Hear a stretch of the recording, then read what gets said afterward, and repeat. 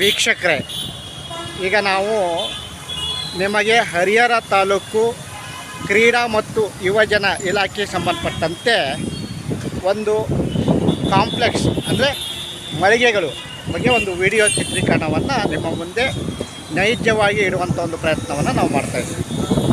ಈಗಾಗಲೇ ನೀವು ಈ ದೃಶ್ಯದಲ್ಲಿ ನೋಡ್ತಾ ಇದ್ದೀರಾ, ಇಲ್ಲಿ ಸರಿಸುಮಾರು 46 ಮಳಿಗೆಗಳಿದ್ದಾವೆ. ಅಂದರೆ ಇದು ಯುವಜನ ಮತ್ತು ಕ್ರೀಡಾ ಇಲಾಖೆಗೆ ಸಂಬಂಧಪಟ್ಟ ಮಳಿಗೆಗಳು. ಇದರ ಹಿಂಬದಿಯಲ್ಲಿ ಮೈದಾನ ಇದೆ. ಇಲಾಖೆಗೆ ಸಂಬಂಧಪಟ್ಟಂಥ ಒಂದು ಮೈದಾನ ಅಂದರೆ ನಗರದ ಹೃದಯ ಭಾಗದಲ್ಲಿದೆ, ಹರಪನಹಳ್ಳಿ ಸರ್ಕಲ್ ಪಕ್ಕದಲ್ಲೇ. ಈ ಒಂದು ಮಳಿಗೆಗಳು ಯುವಜನ ಮತ್ತು ಕ್ರೀಡಾ ಇಲಾಖೆ ಕಳೆದ 15 ವರ್ಷದ ಹಿಂದೆ ಹರಾಜು ಹಾಕಿತ್ತು. ಅಂದರೆ 15 ವರ್ಷ ಕರಾರು ಮುಗಿದು 15 ವರ್ಷ ಆಗಿದೆ, ಅದಕ್ಕೂ ಹಿಂದೆ ಹರಾಜು ಹಾಕಲಾಗಿತ್ತು. ಅಂದರೆ 12 ವರ್ಷಕ್ಕೆ ಅಂಥೇಳಿ ಆ ಮಳಿಗೆಗಳನ್ನು ಹರಾಜು ಹಾಕಿದ್ದು. ಅಂದು 2,400 ರೂಪಾಯಿದಂತೆ ಹರಾಜನ್ನು ಸಂಬಂಧಪಟ್ಟ ಈ ಮಳಿಗೆಯವರಿಗೆ ಸಂಬಂಧಪಟ್ಟವರು ಹಿಡಿದಿದ್ರು. ಅವರು ಈಗಲೂ ಸುತ್ತ ಯುವಜನ ಮತ್ತು ಕ್ರೀಡಾ ಇಲಾಖೆಗೆ 2,400 ರೂಪಾಯಿ ಬಾಡಿಗೆಯನ್ನು ಪಾವತಿ ಮಾಡ್ತಾಯಿದ್ದಾರೆ. ಕರಾರು ಮುಗಿದ ಮೇಲೂ ಸುತ್ತ ನಾವು ಹೇಳ್ತಿರೋದು. ಆದರೆ ಇದೇ ಮಳಿಗೆಗಳನ್ನು ಅವರು ಅಂದಾಜು 25,000 ಕನಿಷ್ಠ 15,000 ತನಕನೂ ಬಾಡಿಗೆ ನೀಡ್ತಾ ಇದ್ದಾರೆ ಅನ್ನೋ ಒಂದು ಆರೋಪ ತಾಲೂಕಿನ ಪ್ರಜ್ಞಾವಂತ ನಾಗರಿಕರಿಂದ ಕೇಳಿಬರ್ತಾಯಿದೆ.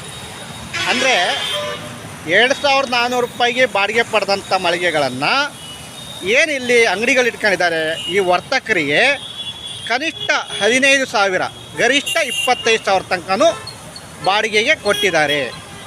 ಈಗ ನಾವು ಕನಿಷ್ಠ 15,000 ರೂಪಾಯಿ ಬಾಡಿಗೆ ಅಂತ ಹಿಡಿದ್ರು ಸುತ್ತ ಸರ್ಕಾರದ ಆರ್ಥಿಕ ಬೊಕ್ಕಸಕ್ಕೆ ಸರಿಸುಮಾರು 7 ಕೋಟಿ ನಷ್ಟ ಆಗತ್ತೆ. ಅಂದರೆ 7 ಕೋಟಿ ಸರ್ಕಾರದ ಆರ್ಥಿಕ ಬೊಕ್ಕಸಕ್ಕೆ 7,92 ಲಕ್ಷ ರೂಪಾಯಿ ನಷ್ಟ ಆಗತ್ತೆ. ಅಂದರೆ ಇದು 1 ವರ್ಷದ್ದು. ಅಲ್ಲಿಂದ ನಾವು ಕರಾರು ಮುಗಿದ ಮೇಲೆ 15 ವರ್ಷ ಅಂತ ಏನು ಹೇಳ್ತಿದ್ದಾರೆ, 15 ವರ್ಷಕ್ಕೆ ನಾವು ಲೆಕ್ಕ ಹಾಕಿದಾಗ ಕೋಟ್ಯಾಂತರ ರೂಪಾಯಿ ಸರ್ಕಾರದ ಆರ್ಥಿಕ ಬೊಕ್ಕಸಕ್ಕೆ ನಷ್ಟ ಆಗ್ಬಿಟ್ಟಿದೆ ಈಗಾಗಲೇ. ಇದು ಯುವಜನ ಮತ್ತು ಕ್ರೀಡಾ ಇಲಾಖೆಯ ನಿರ್ಲಕ್ಷ್ಯ ಮತ್ತು ಅಧಿಕಾರಿಗಳ ಬೇಜವಾಬ್ದಾರಿತನದಿಂದ ಈ ತಪ್ಪು ನಡೆದೋಗಿದೆ. ಇಷ್ಟು ದೊಡ್ಡ ಮಟ್ಟದ ಅಮೌಂಟ್ ಏನು ಹಣ ಇದೆ, ಈ ಹಣ ಇದ್ದಿದ್ದರೆ ಇವತ್ತು ಗಾಂಧಿ ಮೈದಾನವನ್ನು ನಿಜವಾಗ್ಲೂ ಹೈಟೆಕ್ ಮೈದಾನ ಮಾಡ್ಬೋದಿತ್ತು, ತುಂಬ ಅಭಿವೃದ್ಧಿ ಮಾಡ್ಬೋದಿತ್ತು. ಕ್ರೀಡಾಪಟುಗಳಿಗೆ ಅನುಕೂಲವಾಗುವಂಥ ಎಲ್ಲ ವಾತಾವರಣವನ್ನು ಆ ಗಾಂಧಿ ಮೈದಾನದಲ್ಲಿ ಕಲ್ಪಿಸ್ಕೊಡ್ಬೋದಿತ್ತು. ಅವಕಾಶ ಯುವಜನ ಮತ್ತು ಕ್ರೀಡಾ ಇಲಾಖೆಗಿತ್ತು. ಆದರೆ ಈ ಯುವಜನ ಮತ್ತು ಕ್ರೀಡಾ ಇಲಾಖೆಯವರು ನಿರ್ಲಕ್ಷ್ಯ ತೋರ್ತಾ ಬಂದರು. ಇದಕ್ಕೆ ಸಂಬಂಧಪಟ್ಟಂತೆ ಕರ್ನಾಟಕ ದಲಿತ ಸಂಘರ್ಷ ಸಮಿತಿಯವರು ಇದ್ರ ಬಗ್ಗೆ ಸಾಕಷ್ಟು ಬಾರಿ ಜಿಲ್ಲಾ ಯುವಜನ ಮತ್ತು ಕ್ರೀಡಾ ಇಲಾಖೆಯ ಅಧಿಕಾರಿಗಳಿಗೆ ಲಿಖಿತ ರೂಪದಲ್ಲಿ ಮನವಿ ಮಾಡಿಕೊಂಡ್ರು.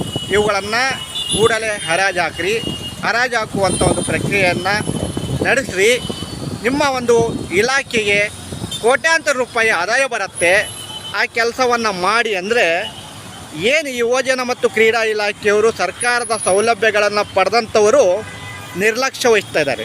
ಅಂದರೆ ಇವರಿಗೆ ಅಧಿಕಾರ ಬೇಕು, ಕುರ್ಚಿ ಬೇಕು, ಸರ್ಕಾರದ ವಿವಿಧ ಸೌಲಭ್ಯ ಬೇಕು, ಆದರೆ ಸರ್ಕಾರದ ಕೆಲಸ ಮಾತ್ರ ಬೇಡ ಆಗಿದೆ. ಸರ್ಕಾರಕ್ಕೆ ಬರ್ತಕ್ಕಂಥ ಆದಾಯವನ್ನು ಯಾವ ರೀತಿಯಲ್ಲಿ ಕ್ರೋಢೀಕರಣ ಮಾಡಬೇಕು ಅನ್ನೋ ಒಂದು ಚಿಂಚಿತ್ತು ಅವರಲ್ಲಿ ಒಂದು ಆ ಕೆಲಸದ ಅಭಿಮಾನ ಇಲ್ಲ. ಸರ್ಕಾರದ ಕೆಲಸ ದೇವರ ಕೆಲಸ ಅಂತ ಮಾಡಬೇಕನ್ನೋ ಒಂದು ಇಚ್ಛೆ ಇಲ್ಲ. ಹಾಗಾಗಿ ಈ ಒಂದು ಯುವಜನ ಮತ್ತು ಕ್ರೀಡಾ ಇಲಾಖೆಗೆ ಸಂಬಂಧಪಟ್ಟಂಥ ಮಳಿಗೆಯಿಂದ ಈಗಾಗಲೇ ಸರ್ಕಾರದ ಆರ್ಥಿಕ ಬೊಕ್ಕಸಕ್ಕೆ ಕೋಟ್ಯಾಂತರ ರೂಪಾಯಿ ನಷ್ಟ ಆಗಿದೆ. ಈ ಮಳಿಗೆಗಳಿಗೆ ಈಗಾಗಲೇ ಏನು ಅವಧಿ ಕೊಟ್ಟಿರ್ತೀರಲ್ಲ ಹರಾಜಿಂದು, ಆ ಕರಾರು ಮುಗಿದೇ 15 ವರ್ಷ ಆಗಿದೆ ಅನ್ನೋ ಮಾಹಿತಿಯೂ ಬಂದಿದೆ. ಅಂದರೆ ಇವರು ಇನ್ನೂ ಹರಾಜು ಹಾಕ್ತಾ ಇಲ್ಲ. ಇದ್ರ ಹಿಂದಿನ ಮರ್ಮ ಏನು? ಯುವಜನ ಮತ್ತು ಕ್ರೀಡಾ ಇಲಾಖೆಯವರು ಈ ಒಂದು ವಿಚಾರದಲ್ಲಿ ಭ್ರಷ್ಟಾಚಾರ ನಡೆಸಿರ್ಬೋದೇ, ಅವರ ಕುಟುಂಬವನ್ನು ಸಾಕ್ತಾ ಇರ್ಬೋದೇ? ಇದು ಒಂದು ಅನುಮಾನ ಸಾರ್ವಜನಿಕರಲ್ಲಿ ಕಾಡ್ತಾರೆ. ಯಾಕೆಂದರೆ ಸರ್ಕಾರಕ್ಕೆ ಆದಾಯ ಎಷ್ಟು ಸುಲಭವಾಗಿ ಬರುತ್ತೆ, ಇಲ್ಲಿರೋರು ಅಷ್ಟರು ಒಂದು 30-35 ಸಾವಿರ ತನಕ ಬಾಡಿಗೆ ಕೊಡ್ತಿದ್ದಾರೆ. ಈಗಲೂ ಸುತ್ತ ಇಲ್ಲಿ ಹರಾಜು ಹೀಗೆ ಕೂಗಿದ್ದೇ ಆದರೆ ಕನಿಷ್ಠ 25,000 ರೂಪಾಯಿಗೆ ಬಾಡಿಗೆ ಹೋಗುತ್ತೆ. ಅಲ್ಲಿಗೆ 46 ಮಳಿಗೆ, ಅದರಲ್ಲಿ 2 ಮಳಿಗೆ ಶೌಚಾಲಯಕ್ಕೆ ಹೋದರೂ 44 ಮಳಿಗೆ. ಈ 44 ಮಳಿಗೆಗೆ 25,000 ರೂಪಾಯಿ ಆದಾಯ ಬಂದರೂ ಕೋಟ್ಯಾಂತರ ರೂಪಾಯಿ ಆದಾಯ ಆಗಲ್ವೇ? ಇದು ಯಾರಿಗೆ? ಸರ್ಕಾರಕ್ಕೆ ತಾನೇ, ಆ ಇಲಾಖೆಗೆ ತಾನೇ. ಆ ಹಣದಿಂದ ಮೈದಾನವನ್ನು ಅಭಿವೃದ್ಧಿಪಡಿಸ್ಬೋದಲ್ಲ, ಕ್ರೀಡಾಪಟುಗಳಿಗೆ ಬೇಕಾದಂಥ ಎಲ್ಲ ಸೌಲಭ್ಯವನ್ನು ಕಲ್ಪಿಸ್ಕೊಡ್ಬೋದಲ್ಲ. ಹೈಟೆಕ್ಕು ಹರಿಹರದಲ್ಲಿ, ಅದು ದಾವಣಗೆರೆ ಜಿಲ್ಲೆಯಲ್ಲ ಹೈಟೆಕ್ಕು ಒಂದು ಏನು ಆಟದ ಮೈದಾನವನ್ನು ನಿರ್ಮಾಣ ಮಾಡಲಿಕ್ಕೆ ಸಾಧ್ಯ ಇದೆಯಲ್ಲ. ನಗರದ ಹೃದಯ ಭಾಗದಲ್ಲಿದೆ. ಮಧ್ಯ ಕರ್ನಾಟಕ ಕೇಂದ್ರ ಬಿಂದು ಹರಪನಹಳ್ಳಿ ಸರ್ಕಲ್ಲು, ಆ ಸರ್ಕಲಿನ ಅನಿತ್ಯ ದೂರದಲ್ಲಿದೆ. ಇವ್ರು ನೋಡ್ರಿ, ಯುವಜನ ಮತ್ತು ಕ್ರೀಡಾ ಇಲಾಖೆಯವರು ಎಷ್ಟು ನಾಟಕ ಮಾಡ್ತಿದ್ದಾರೆ ಅಂದರೆ ಇದರಲ್ಲಿ ಭ್ರಷ್ಟಾಚಾರ ನಡೆದಿದೆ ಅನ್ನೋದು ಮೇಲ್ನೋಟಕ್ಕೆ ಕಂಡು ಬರ್ತಾಯಿದೆ. ಯಾಕೆಂದರೆ ಎಲ್ಲೋ ಒಂದು ಕಡೆ ಈ ಕಾಣದ ಕೈಗಳು ಕತ್ತಲ ರಾತ್ರಿಯಲ್ಲಿ ಕೆಲಸ ಮಾಡಿದ ಪರಿಣಾಮ ಈ ಮಳಿಗೆಗಳಿಂದ ಬರ್ತಕ್ಕಂಥ ಆದಾಯಕ್ಕೆ ಕೋತ ಆಗ್ತಿದೆ ಯುವಜನ ಮತ್ತು ಕ್ರೀಡಾ ಇಲಾಖೆಗೆ. ಕೂಡಲೇ ಮಾನ್ಯ ಮುಖ್ಯಮಂತ್ರಿಗಳು, ಸಂಬಂಧಪಟ್ಟ ದಾವಣಗೆರೆ ಜಿಲ್ಲಾಧಿಕಾರಿಗಳು ಇದ್ರ ಬಗ್ಗೆ ಗಮನ ಹರಿಸಬೇಕು. ಕೂಡಲೇ ಈ ಮಳಿಗೆಯಿಂದ ಏನು ಸರ್ಕಾರಕ್ಕೆ ಆಗ್ತಾಯಿದೆ ನಷ್ಟ, ಅದನ್ನು ಸರಿಪಡಿಸುವ ನಿಟ್ಟಿನಲ್ಲಿ ದಿಟ್ಟವಾದ ಒಂದು ಹೆಜ್ಜೆ ಇಡಬೇಕು. ಈಗಾಗಲೇ ಇದು ಕರಾರು ಮುಗಿದಿದೆ. ಕೂಡಲೇ ಹರಾಜು ನಡೆಸುವಂಥ ಪ್ರಕ್ರಿಯೆ ಆರಂಭ ಆಗಬೇಕು. ಯಾವುದೇ ರೀತಿಯಲ್ಲಿ ನ್ಯಾಯಾಲಯದಲ್ಲಿ ಏನಾದರೂ ತಡೆಯಾಜ್ಞೆ ಇದ್ದರೆ ಕೇವಿಟ್ ಹಾಕಲಿಕ್ಕೆ ಅವಕಾಶ ಇತ್ತು, ಆದರೆ ಆ ಕೆಲಸವನ್ನು ಮಾಡಿಲ್ಲ. ನಮಗೆ ಒಂದು ಮಾತು ಬರ್ತಾಯಿದೆ, ನ್ಯಾಯಾಲಯದಲ್ಲಿ ಇಲ್ಲ, ಇದು ಯಾವುದೇ ನ್ಯಾಯಾಲಯದಿಂದ ತಡೆಯಾಜ್ಞೆನೂ ಇಲ್ಲ. ಇದನ್ನು ಹರಾಜು ಪ್ರಕ್ರಿಯೆ ಆರಂಭ ಮಾಡಲಿಕ್ಕೆ ಎಲ್ಲ ಅವಕಾಶ ಇದೆ. ಆದರೆ ಸಂಬಂಧಪಟ್ಟ ಯುವಜನ ಮತ್ತು ಕ್ರೀಡಾ ಇಲಾಖೆಯವರು ಮಾತ್ರ ಮನಸ್ಸು ಮಾಡ್ತಿಲ್ಲ ಅನ್ನೋ ಒಂದು ಆರೋಪನೂ ಕೇಳಿಬರ್ತಿದೆ.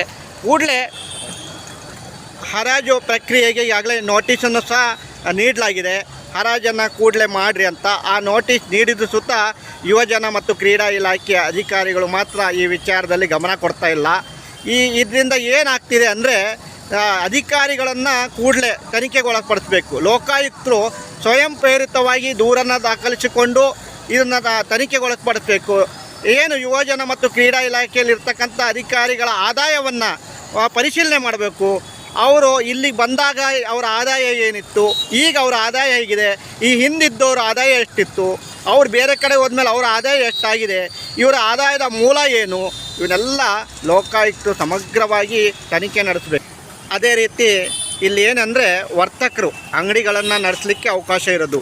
ಇಲ್ಲಿ ಯಾವುದೇ ಕಾರಣಕ್ಕೂ ಈ ಗೋಡನ್ ಮಾಡಲಿಕ್ಕೆ ಅವಕಾಶ ಇಲ್ಲ. ಯಾಕೆಂದರೆ ಈ ಮಳಿಗೆಗಳು ವಾಣಿಜ್ಯ ಉದ್ದೇಶಕ್ಕಾಗಿ ಕಟ್ಟಿರೋದು, ವಾಣಿಜ್ಯ ಉದ್ದೇಶಕ್ಕೆ ಬಳಕೆ ಆಗಬೇಕು. ಇಲ್ಲಿ ಯಾವುದಂದರೆ ಸ್ಟಾಕ್ ಗೋಡನ್ ಮಾಡ್ಕೊಳ್ಲಿಕ್ಕೆ ಆಗಿರ್ಬೋದು. ಮತ್ತೊಂದು, ಇದು ಕ್ರೀಡಾ ಮೈದಾನ ಆಗಿರೋದ್ರಿಂದ ಇಲ್ಲಿ ವೈನ್ ಶಾಪಿಗೆ ಅವಕಾಶ ಇರಲ್ಲ.